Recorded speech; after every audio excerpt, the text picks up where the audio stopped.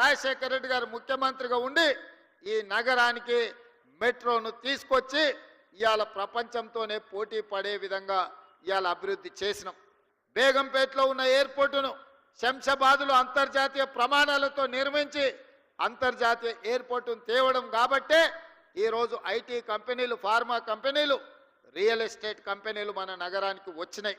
అందుకే ఈరోజు ఈ నగరం ఈ తెలంగాణ రాష్ట్రంకు వస్తున్న ఆదాయంలో 65% ఆదాయం రాష్ట్ర ఖజానాకు హైదరాబాదు, రంగారెడ్డి జిల్లాల నుంచే వస్తుంది అనంటే ఆనాటి ముఖ్యమంత్రులు ముందు చూపుతోటి ఈరోజు ఈ కార్యక్రమాలన్నీ చేపట్టింది కాబట్టి ఈ నగరం అభివృద్ధి చెందింది.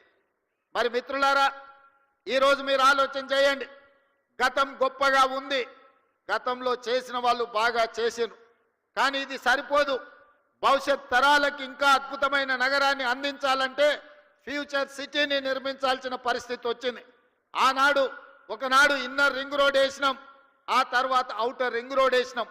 ఇవాళ inner ring road, outer ring road సరిహద్దులు దాటి రీజనల్ రింగ్ రోడ్డు నిర్మించుకోవాల్సిన పరిస్థితి వచ్చింది. అందుకే ఈనాటి ప్రభుత్వం 360 కిలోమీటర్లతో తెలంగాణ మణిహారంగా రీజనల్ రింగ్ రోడ్డును దాదాపుగా 35,000 కోట్ల రూపాయలు వెచ్చించి కేంద్ర ప్రభుత్వం నుంచి సాధించుకొని రీజనల్ రింగ్ రోడ్డు నిర్మించడానికి ఇవాళ మన ప్రభుత్వం ప్రయత్నం చేస్తుంది. ఆ దిశగా కేంద్ర ప్రభుత్వం మీద ఒత్తిడి తీసుకొస్తున్నాం.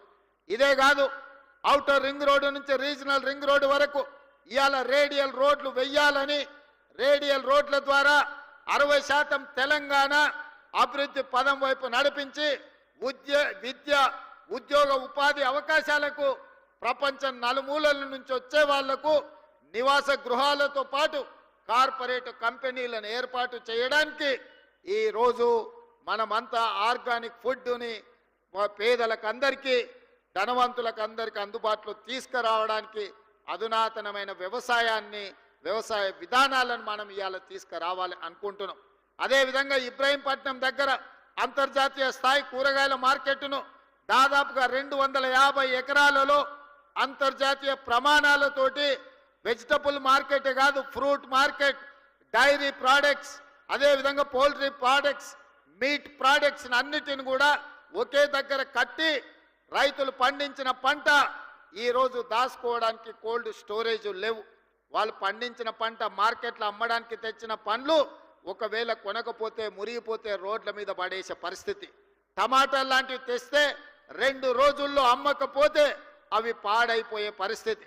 అందుకే ఈరోజు ఇబ్రహీంపట్నంలో మనము అంతర్జాతీయ ఫ్రూట్ మార్కెట్ను పెట్టడమే కాకుండా ఈరోజు కోల్డ్ స్టోరేజ్లు పెట్టడం ద్వారా రైతులు పండించిన పంటకు రక్షణ కల్పించాలని ఈరోజు మన ప్రభుత్వం ప్రణాళికలు చేస్తుంది.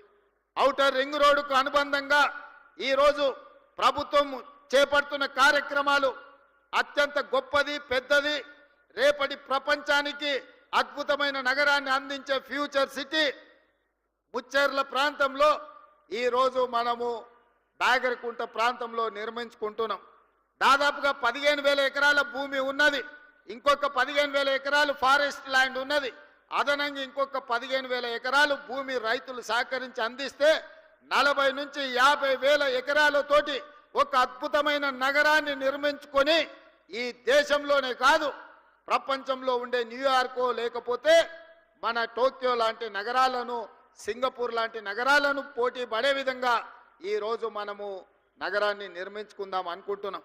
ఆనాడు ఒక ఆయన చెప్పిండు, మీరు అందరు చూసారు, ట్యాంక్ బండు నీళ్లు కొబ్బరి నీళ్ళు అలాగుంటాయి, ఇట్లా ముంచుకొని అట్లా తాగొచ్చు అన్నాడు. నేను ఈడు ఉన్న మిత్రులు అడుగుతున్న జర్ర అట్లా రోడ్ దాటితే ట్యాంక్ బండే.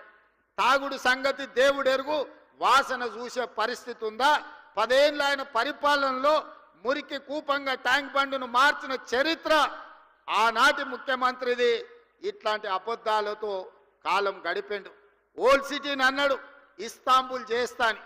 ఇస్తాంబుల్ కాదు కదా, ఆడున్న ట్రాఫిక్ జాములు కానీ చార్మినార్ చుట్టూతో తిరగలేని పరిస్థితి ఈ 10 సంవత్సరాలలో వచ్చింది.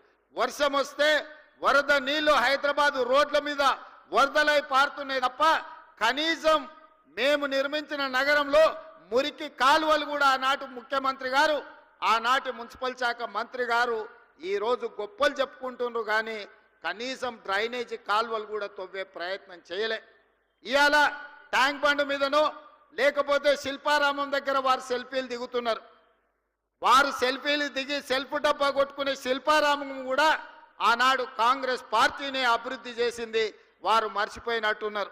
వారు అప్పుడప్పుడు ట్విట్టర్లో పెట్టి హైటెక్ సిటీ ఆనాడు మనం చేసిందే, ఈ ట్యాంక్ బండ్ ఏదో ఆయననే నిర్మించినట్టు, వాళ్ళ తాతగారు బుద్ధుడి విగ్రహం పెట్టినట్టు ఇవాళ ఆ ఫోటోలను చూపించి మేము నిర్మించినామని అబద్ధాలు చెప్పుకునే పరిస్థితి. ఏది ఏమైనా ఆనాడు 10 సంవత్సరాలు 20 లక్షల కోట్ల రూపాయలు ఖర్చు పెట్టినా ఈ నగరానికి కావాల్సిన శాశ్వతమైన అభివృద్ధిని గత 10 సంవత్సరాలు పరిపాలనలో ఉన్నవాళ్ళు చెయ్యలేదు. మరి ఈరోజు నేను మిమ్మల్ని అడుగుతున్న మిత్రులారా, టీవీలలో మనం చూస్తున్నాం, ఢిల్లీలో కాలుష్యం పెరిగిపోయింది, మనుషులు బతకలేని పరిస్థితి, ప్రజల్ని ఇళ్లలో నుంచి బయటికి రావద్దంటారు, ఢిల్లీలో పాఠశాలలకు సెలవులు ఇచ్చిండ్రు, అక్కడ ఉన్నోళ్ళు ఆరోగ్యం కాపాడుకోవాలంటే ఇతర నగరాలకి వలస బొమ్మని అక్కడ ఉన్న వాళ్ళు చెప్తున్నారు. స్పష్టంగా ఢిల్లీ నగరం ఈనాడు నివసించడానికి ఉపయోగపడే నగరంగా లేదు. ఢిల్లీ నగర వాసులు ఇతర ప్రాంతాలకు వలస బొమ్మంటున్నారు. ముంబై నగరాన్ని తీసుకుంటే వర్షం వచ్చిందంటే పీకల దాకా నీళ్ళు వచ్చి ముంబై నగరం అతలా కుతలమైపోతుంది. ముంబై నగరము నివసించలేని పరిస్థితికి వచ్చింది. మొన్న చెన్నై మీరు చూసిండ్రు, డిసెంబర్లో వర్షాలు వచ్చి చెన్నై మొత్తం మునిగిపోయింది. చెన్నై పరిస్థితి చెప్పే పరిస్థితి లేదు. బెంగళూరులో పోతే పొద్దున ఎయిర్పోర్ట్ విమానం ఎక్కాలంటే సాయంత్రం వరకు బెంగళూరు ట్రాఫిక్లోనే ఇరుక్కుపోయే పరిస్థితి ఉంది. ఈరోజు బెంగళూరు ట్రాఫిక్ గంటల కొద్దీ రోడ్ల మీదనే, ఇంట్లో తక్కువ రోడ్ల మీద ఎక్కువ ఉండే పరిస్థితి బెంగళూరు నగరానికి వచ్చింది. కలకత్తా గురించి నేను చెప్పాల్సిన పని లేదు, మీకు అందరికీ తెలుసు. కలకత్తాలో ఉన్నంత మురికి, కలకత్తాలో ఉన్నన్ని సమస్యలు ఈ భూమి మీద ఎక్కడా లేవు. అందుకే ఈరోజు హైదరాబాద్ నగరవాసులను, తెలంగాణ ప్రజలు నేను అడగదలుచుకున్నా, ఢిల్లీ, ముంబై, కలకత్తా, బెంగళూరు, చెన్నై అన్ని నగరాలు ఈరోజు కాలుష్యం మొత్తం ఆక్రమించుకున్నది. వాయు కాలుష్యం, నీరు కాలుష్యం, భూమి కాలుష్యం, అక్కడ నివసించలేని పరిస్థితి, అక్కడ ట్రాఫిక్ సమస్యను పరిష్కరించలేని పరిస్థితికి ఆ నగరాలు చేరుకున్నాయి. మరి మనం ఇంకొక 10 సంవత్సరాలు ఏమనుకుంటా ఊరుకుంటే హైదరాబాదు నగరం వాటన్నిటికంటే దరిద్రంగా తయారయ్యే పరిస్థితి ఉన్నది మిత్రులారా. అందుకే ఈరోజు ఆ నగరాల నుంచి అనుభవాలు నేర్చుకోవాలి. ఢిల్లీ లాంటి అత్యధిక కాలుష్య నగరంగా ఈరోజు ఢిల్లీ వచ్చింది.